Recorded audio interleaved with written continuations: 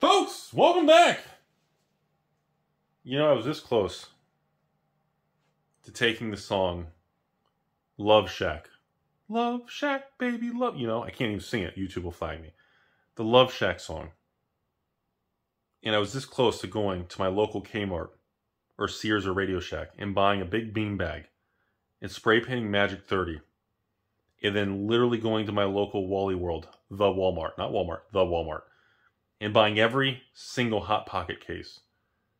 And literally taking my shirt off, sitting on my spray painted $1,000 sack, and just covering myself and wearing no clothes except Hot Pocket Magic branded Magic 30 items, playing the song Love Shack with my ball sacks.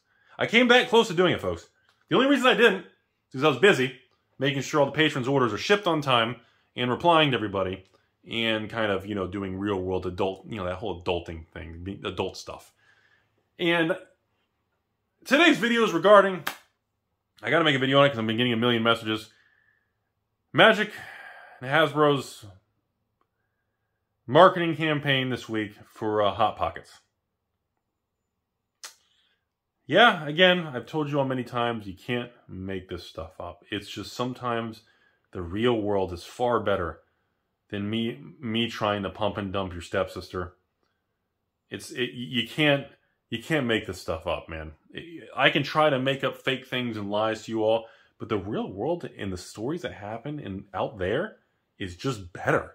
So today, if you haven't been living under a rock, obviously Hasbro Wizards of the Coast have partnered with Hot Pockets to brand Magic 30 in Wizards of the Coast Magic the Gathering on boxes of Hot Pockets. Now, it doesn't stop there. That really isn't the issue. Apparently, on these branding of Hot Pockets, they put a Planeswalker as a character. Last time I checked, his name is Gideon. Last time I checked, and the storyline lore that doesn't have Power Rangers and Teletubbies, apparently Gideon is no longer with us and he was killed in a previous storyline lore of like War of the Spark era. So now I just want to make sure I understand all this because again, I'm the same guy who hasn't gotten a haircut since 2016 because I haven't gotten a coupon.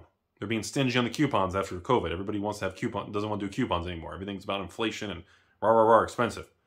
So I just want to make sure we're on the same page, ladies and gentlemen. Magic is partnering with Hot Pockets to put Magic 30 in a box and then put a Planeswalker that was already killed in a storyline on the box. Does that simulate, like if I buy a lot of Hot Pockets, I get killed off in the storyline? Does that mean if I eat a lot of Hot Pockets, Gideon comes from the dead? Does that mean if I buy a lot of Hot Pockets, like I can clean and sanitize my Black Lotus and get the virus off of it? Like 2020? Like, you know, I don't understand how I'm supposed to feel about the Hot Pocket promotion. It's fucking weird. I don't get it. I don't understand it. When I went to the Walmart, I walked down the aisle. I asked the beautiful young manager, she was like 96, and I said, "Excuse me, ma'am." And she said, "Yes, how may I help you, Mr. Creep?" And I said, "I'm looking for a box of Hot Pockets with a dead character on it so that I can feel like I'm part of the cool kids." At that point in time, she just called security and they pulled a red rope and I fell on the floor and I just got out. I was there with alligators for a week. And I don't understand the angle here. Now, somebody did tell me some of these Hot Pocket packages are supposed to have like an arena, like a redemption code. So I guess that's good. So like as I eat my processed food that takes years off my life, I get a code to play with virtual cards I don't own, right? Am I right? Fuck, am I wrong? I'm not. I'm trying to put the strings and connect the dots.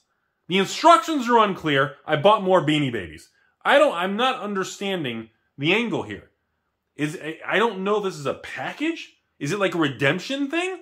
Where if I buy the ball sack beanbag and I buy the Hot Pockets, are there two different cards or codes that combine and I'm sorry, meld? Do they go together?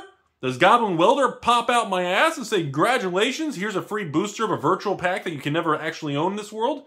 You will own nothing and you will be happy. You know, I don't understand what's happening. Old man Rudy who yells at clouds and yells because I saw a kid go by on a bicycle. And I had to yell for him to slow down. That kid hit 3 miles an hour. And guess what?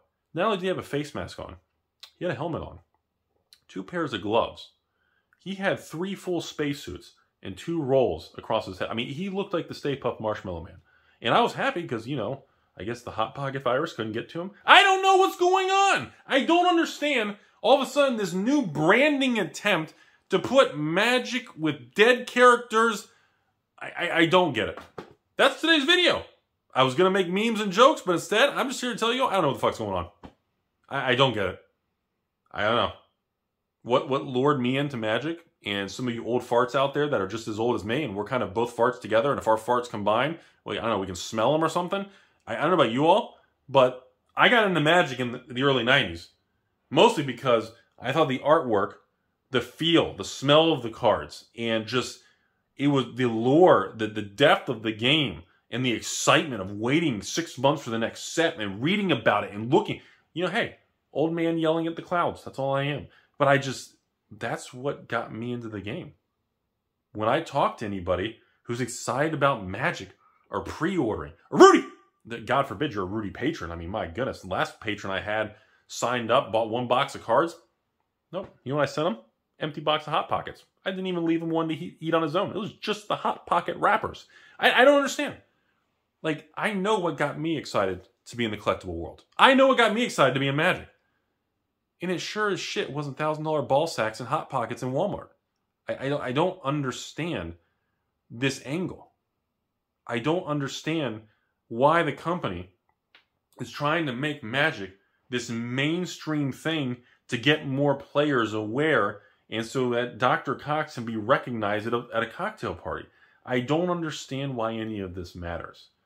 Magic has been so successful and so proud, they literally make cards and ink, and they print their own money. Literally.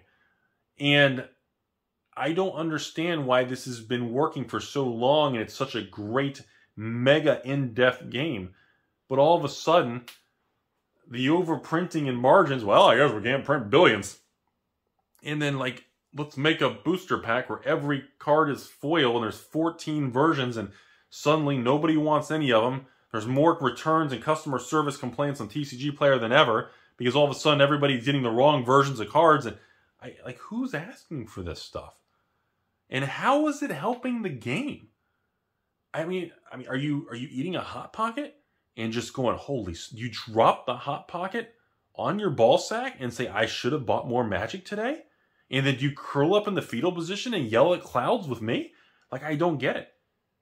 I don't understand why this is the path of success. When the last 30 years of Magic 30, most of it was based on just making good products, and then it sells out, and then 62 months later, release another product. And instead, it's just, well, how many secret layers were last year? Was it 80 or something? So was it more than one secret layer per week? Like every 4 days was a secret layer on average when you break it down over a calendar period and you count the quantity? Like, you don't need to do all this. And, you know, and I guess before I end this video, I know it's not related, but I want to say one last thing. I've been swarmed with people, you know, contacting me with collections. A lot of you out there.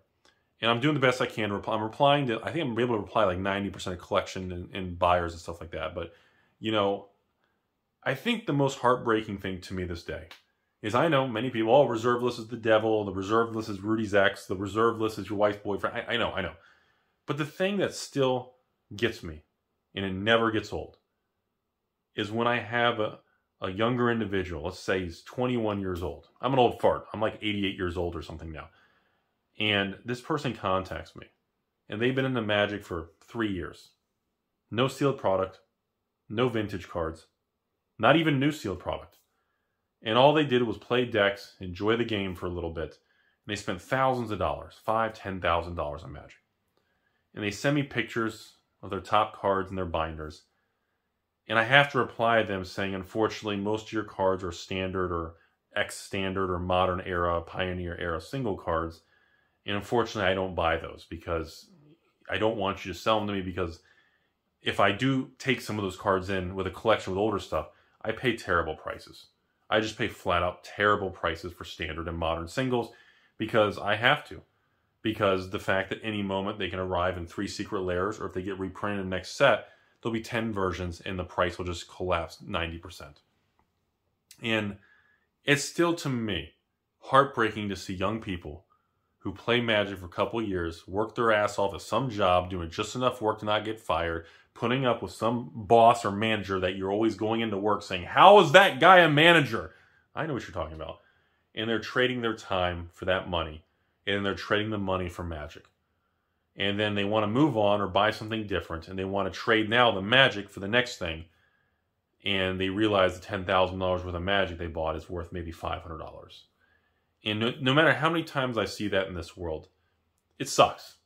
And that's why I remain an advocate and proponent that no matter how much you love or hate the reserve list, it did serve a purpose. Even if you don't think it serves a purpose, it does serve a purpose. And to this day, the people who are joining and the younger people, I think one of the reasons we have a higher turnover than we did in the past was the fact that the culture around it, the rate of releases, and unfortunately, if you don't have sealed product, a lot of the singles don't hold up. Because anything that does go up in value that's new, Wizards will annihilate the living hell out of it. And that always it never gets old. And those are tough messages, and it is what it is. I mean, even though I'm not even engaging in any transactions, it's just tough to see that. Like I did, whiteboard videos in the past. It's tough to see some of these things. When someone thinks, they send me a link to a TCG player or deck builder collection, and it says their collection's worth 50 grand. And it's literally pages, 100 pages of cards worth between 5 cents and $2. Or 5 cents all the way up to $7, $8. And they think that it's $50,000 on paper. And they say, Rudy, I'll sell it to you for $40,000. And what am I going to do? Counter at $1,000? And in reality, most of it's bulk price. It's under $2, $3. And unfortunately, all the money they put into that, there's no money there. And it's a crappy thing. And I usually just back away from those things. I don't like those. But anyways, folks, that's all I have to say about the Hot Pocket thing. It's just, once again, it's disappointing and it's sad. Have a beautiful day, everybody.